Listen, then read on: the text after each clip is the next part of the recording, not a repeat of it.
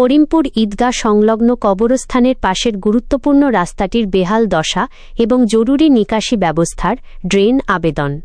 শ্রদ্ধেয় করিমপুরবাসী এবং স্থানীয় প্রশাসনের দায়িত্বশীল ব্যক্তিবর্গ, আমরা গভীর উদ্বেগের সাথে জানাচ্ছি যে করিমপুর ঈদগাহর পাশে কবরস্থানের সাথে সংযুক্ত অত্যন্ত গুরুত্বপূর্ণ পাকা রাস্তাটি বর্তমানে মারাত্মক জনদুর্ভোগের কারণ হয়ে দাঁড়িয়েছে।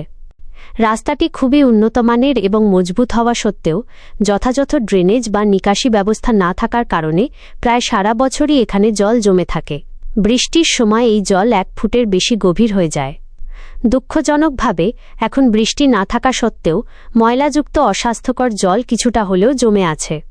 জনদুর্ভোগের কারণ: 1.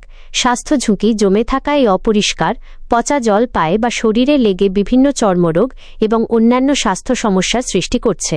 বিশেষ করে পথচারী, স্কুলগামী শিক্ষার্থী ও বয়স্কদের জন্য এটি বিপজ্জনক। 2. যাতায়াতে চরম বিঘ্ন: এই নোংরা জল পেরিয়ে যাতায়াত করা অত্যন্ত কষ্টসাধ্য এবং দুর্ঘটনার ঝুঁকি বাড়ায়।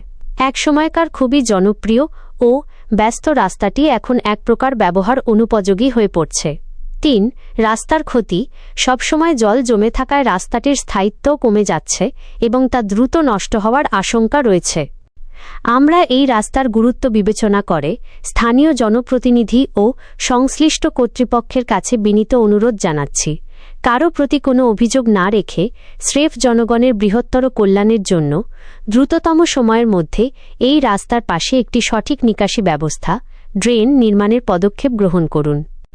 আমরা বিশ্বাস করি আপনাদের সক্রিয় উদ্যোগে এই জনগুরুত্বপূর্ণ সমস্যাটির স্থায়ী সমাধান সম্ভব।